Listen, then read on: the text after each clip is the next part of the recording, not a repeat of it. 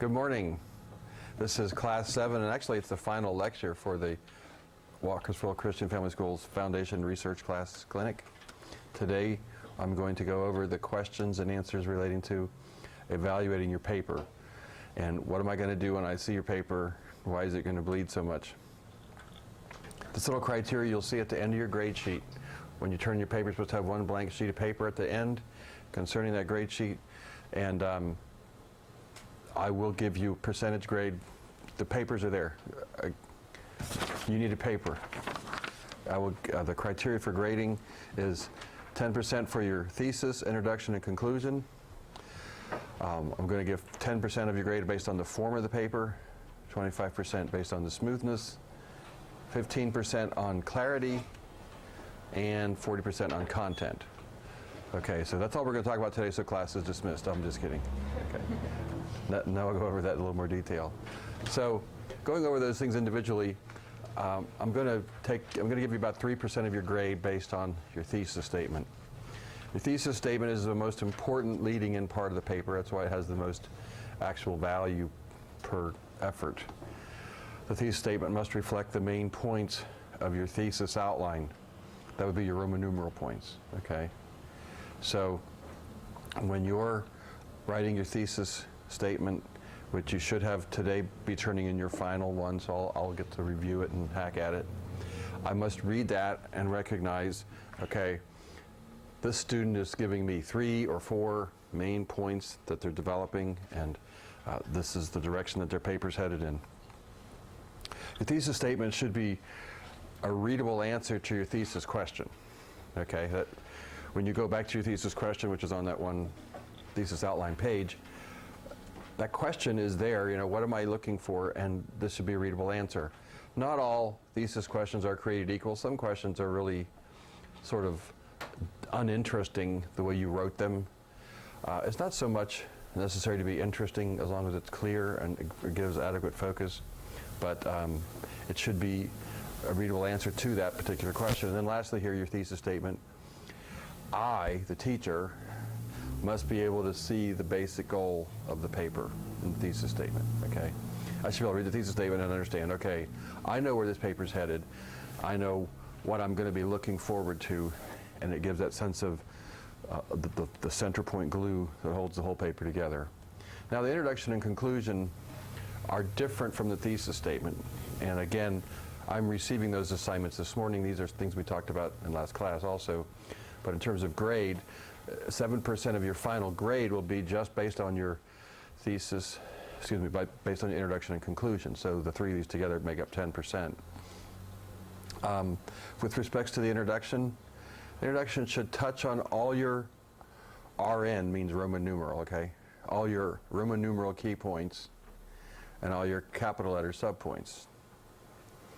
So as you present it, you're giving an overview.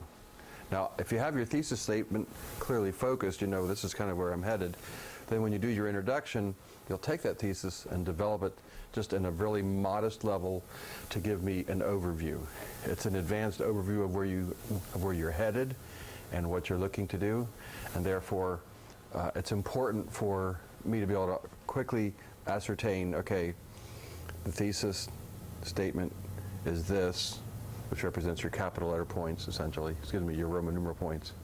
But then in that development level, the subpoints are clear. And again, it needs to be readable. It says, does your introduction tell me why I should read the paper? Okay, that sort of gives you that sense of interest in the topic. You know, what is the value of the topic to you? What are the key points that you're going to make? And how are you going to develop those key points? Again, the key points are your Roman numeral points. The development of those are your subpoints, okay? Let me go back for just a minute, and I apologize for going backwards. The point here that I made about the main points of your thesis outline, or your Roman numeral headings, that is clearly visible in your thesis statement, but it's also going to be a part of the structure of your introduction and your conclusion, okay? So as best as possible, it's more important to have all of those points referred to in the introduction and conclusion than it is for it to be flowing and flowery. It would also be nice to be able to read it in a fashion that I can understand what you're going to do. Why should I read the paper, and how are you going to develop it? Now, the conclusion is just a slight bit different from the introduction. The conclusion wraps up, sort of recaps and gives, well, here's what we covered, and here's the conclusion I drew, and it's sort of a recap of that. But essentially, you're still covering the same information. The introduction says, here's the conclusion I'm going to draw, and here's how I'm going to do it.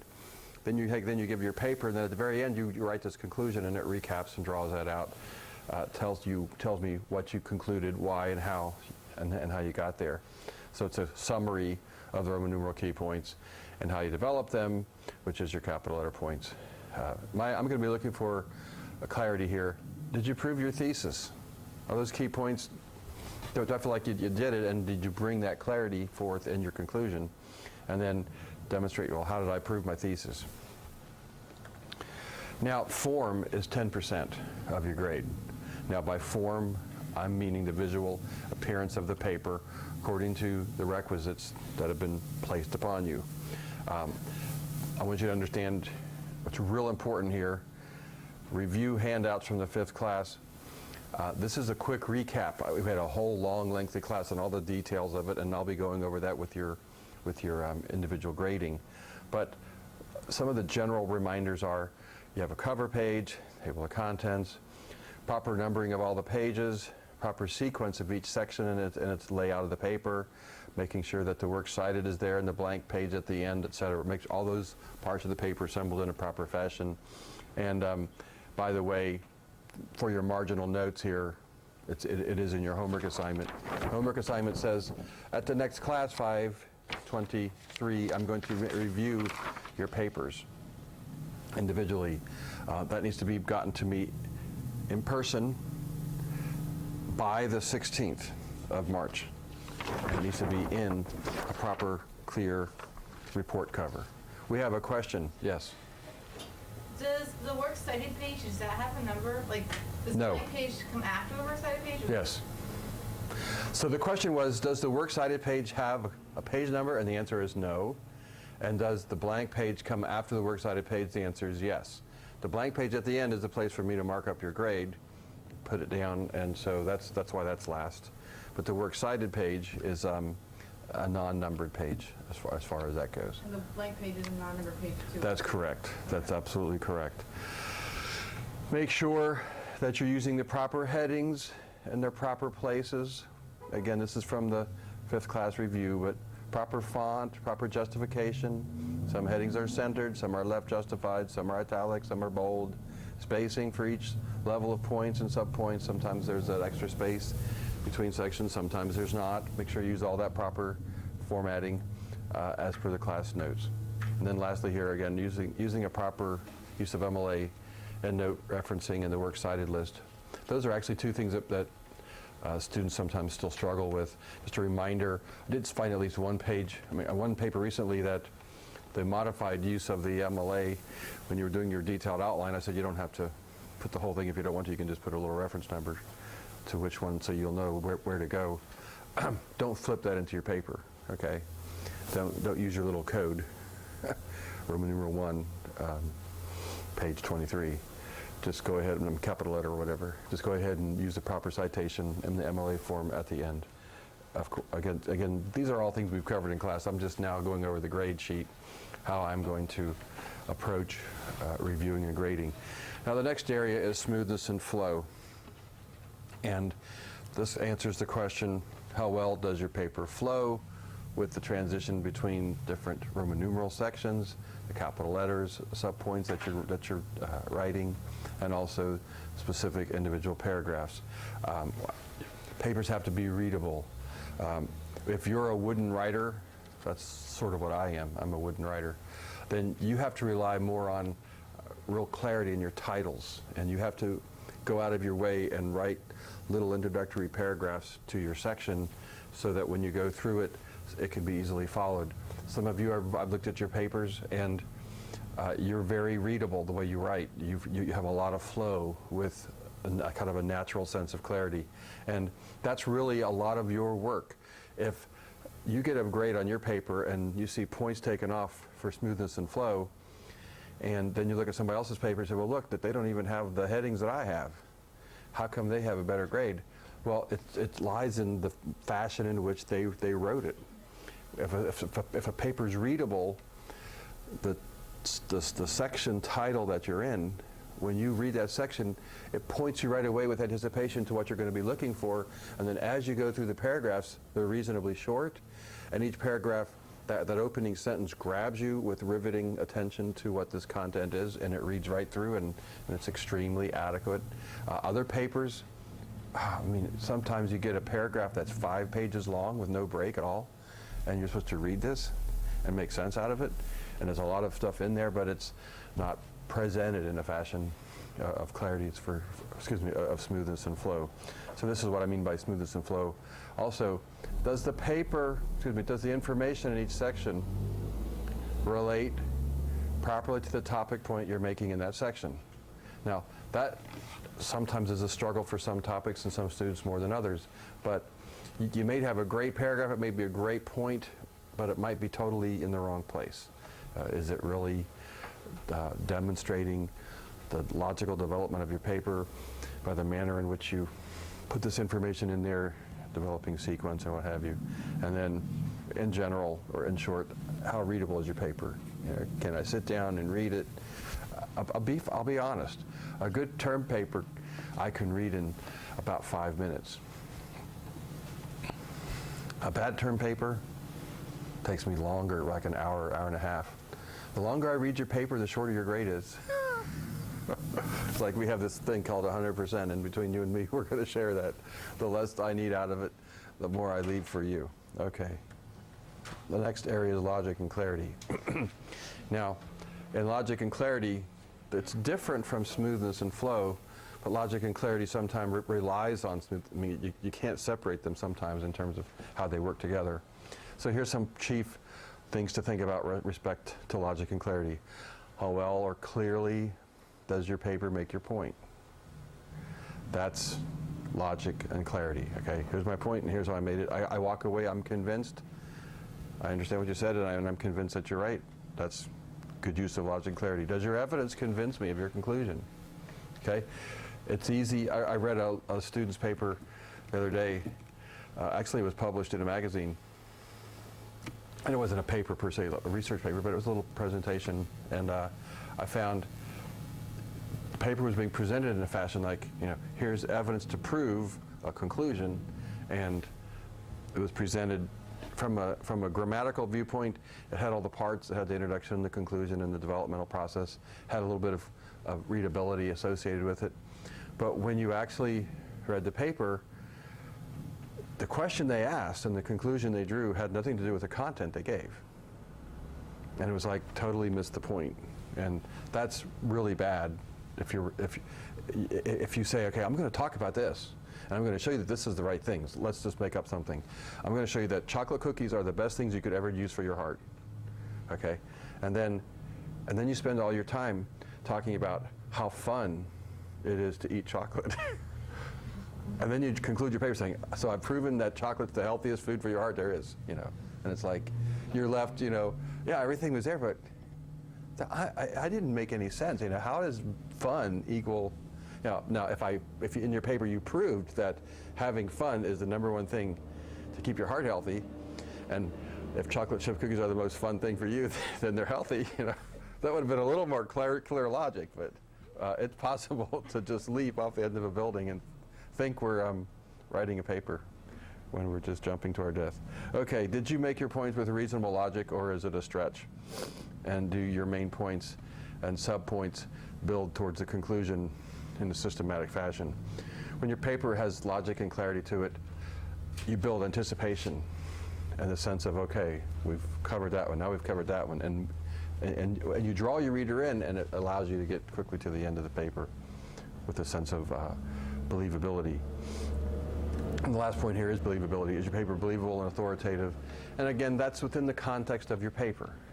Your paper may not be as authoritative as somebody else's paper because of the topic, but when I lay down your paper, did you have some influence in convincing me that there's a lot of truth to what I just read. It's an interesting topic. Okay.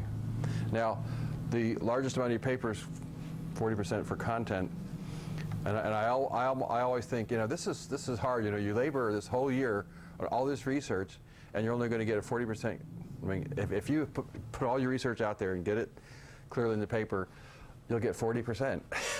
If you don't do anything else right, you'll fail the course, or you'll fail the paper at least. But it is the biggest chunk. But a paper is not only the research, it's also the presentation. But here's some things relating to content. Is your paper long enough? Must be 15 or more full-length pages. Now, don't give me a 15th page with one paragraph at the top. Yeah, I made it to 15. 15 is at the bottom of the page, not the top, okay? It's like your birthday, If you die at 14 years and 11 months, you're a 14-year-old when you die, you're not almost 15. So this is a 15-page paper, have all the pages filled. Make sure that, again, this is really part of the formatting, but in terms of content, all the pages have conforming margins, font size, and type. The girls usually don't do this, but there's only one guy in here, okay, I apologize. But I've had some real creative computer guys, their paper's a 7-page paper, and it's not much to begin with. So they inflate it, they get air and they pump. They expand the font size, they shrink the margins down. They decide to lower the top and the bottom. They quit halfway through a page and go to the next one so they don't have any widows and orphans. And they stretch it out to 15 pages. Not going to cut it. Proper font, proper size margins, etc. Content. Research must demonstrate a substantial coverage of the topic area. Now, obviously, at this point, if you have a concern about your research, if I've made some comment to you, if you have any personal questions, I can deal with you individually. But the bottom line is content. And you need to demonstrate that you have a substantial amount of research content that you've come up with in the process of doing research. There must be evidence of a wide variety of sources that you utilize in your paper. Now, when I say wide variety, I'm really looking for two things. Number one, the fact that you've used more than one source so that you actually have information from more than one area. You're required to have a minimum of 7 works cited. And I realize, and especially some papers, I've helped some of my children with their papers, and excellent topic, but you're stuck. You could only really get 3 books that have anything meaningful on it, but it's a worthy topic. Well, again, there must be evidence of a wide variety of sources. So if you're only going to have 3 sources that you're heavily using, fine, but pull out those 3 sources and demonstrate that you have absorbed a substantial amount of that information in the manner in which you've drawn that material together. And then lastly here, this is very important. It must never appear that you've lifted your work and your logic and your conclusion out of some other work, okay? And that is extremely possible, especially if you have too few of sources. Again, what you'll end up with is a book review of somebody else's work, okay? A research paper is not a book review of somebody else's work. That's called a book report, and you can do that, you're allowed.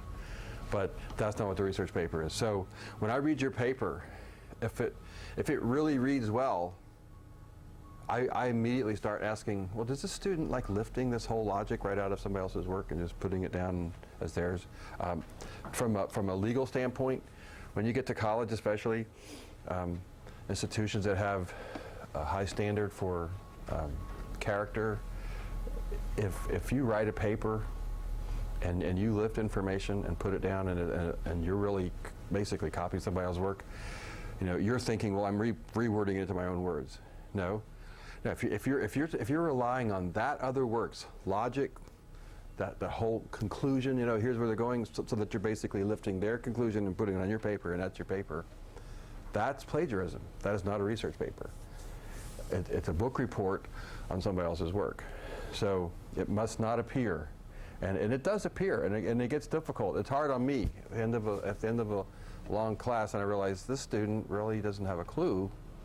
They're lifting paper directly out. Now you know how I can tell? There's a really easy way for me to check. I look right through the works cited, and then I look at the paper and the endnotes that you have at each. And if I see in this paragraph, all the endnotes are from page 34 of the same page. And then in the next paragraph, all the endnotes are from page 43 of the same work. Okay, what do I see? If each paragraph is related to the same set of notes, you're lifting somebody else's work into your paper, and it's not a research paper. Okay, so content, your score for content will drop drastically if you have little use of other people's work. Now, here's a question on the second draft. By the way, are there any other questions while I'm back here on this content discussion? Let's just let's go back through this quickly.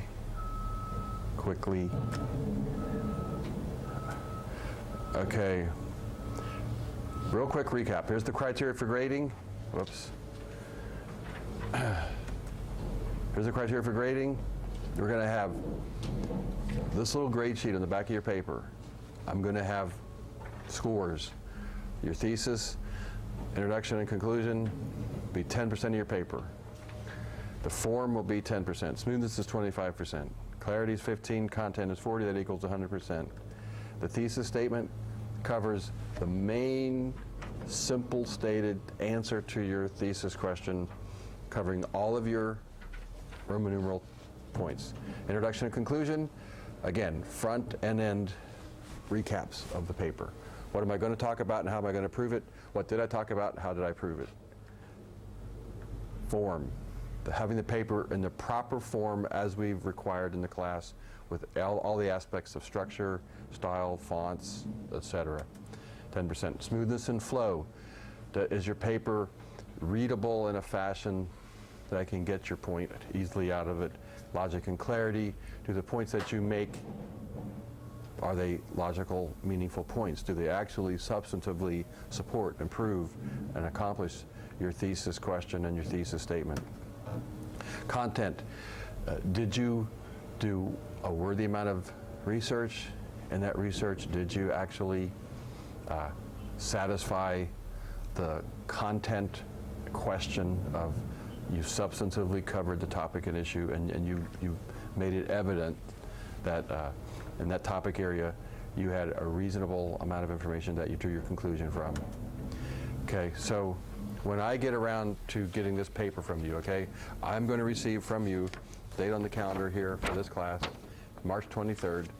When I meet with you on March 23rd, I'm going to have your paper that you already sent me on March 15th. We're going to have that paper with some markings on it and a final grade. And I'm going to grade, and here's the logic of how I grade. I will grade your second draft as if it is your final draft and you didn't fix the things I told you to fix, okay?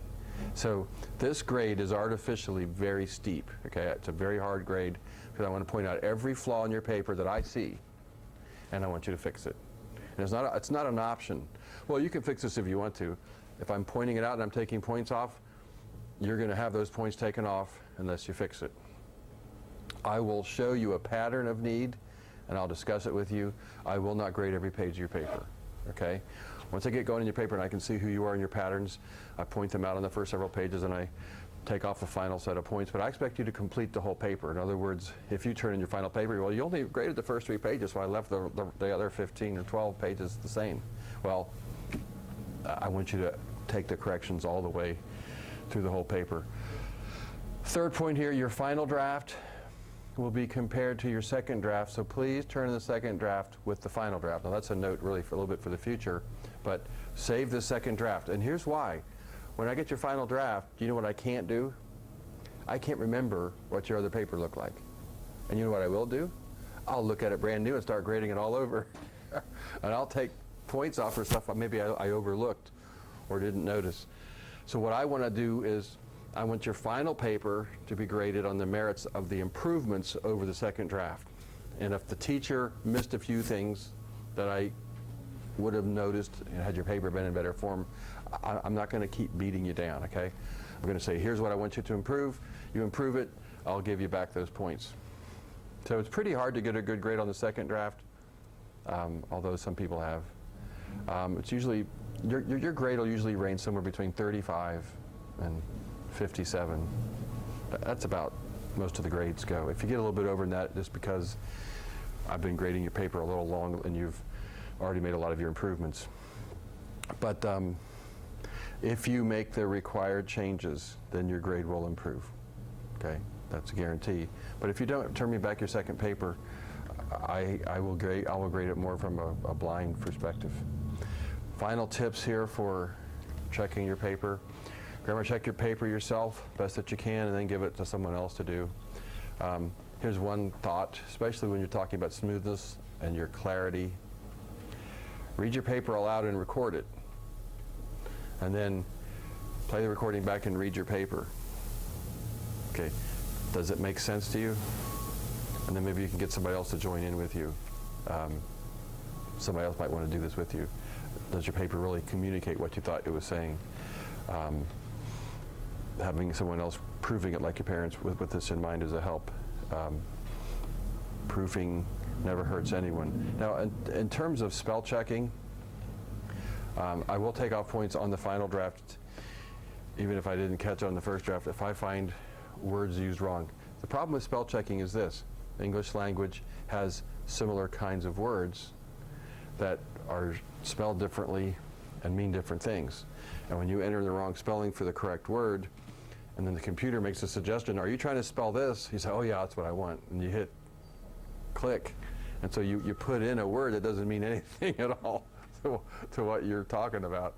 And it's real common, and college professors are extremely irritated with students who are so careless with their proofing that they just, hit yes to enter in a misspelled word, and their paper is reading like a kindergartner in terms of word usage. Okay, the next class will be personal interviews, okay? It will not be recorded. There will not be any notes or lectures. So we'll take our individual appointment time and meet one-to-one, going over your papers. And if you want, you're welcome to bring a parent with you if you'd like to have a referee. Class 9 will be the oral presentation. Now that's in May, okay? The Class 9 is May 8th, and you'll do an oral presentation.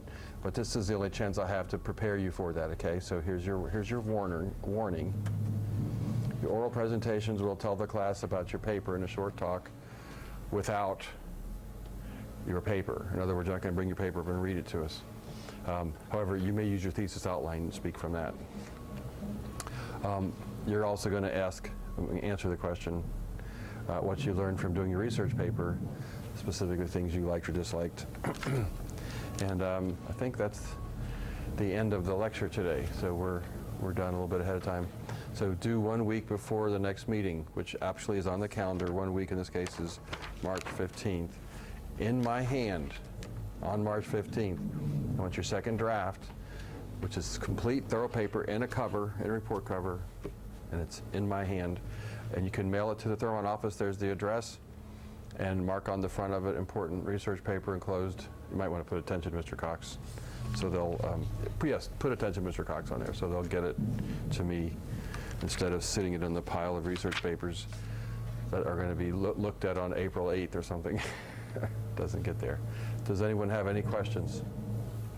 When is Class 9 again? Class 9 is on the schedule here for May 8th. Oral presentations at the office right here. Any other questions? All right. I will take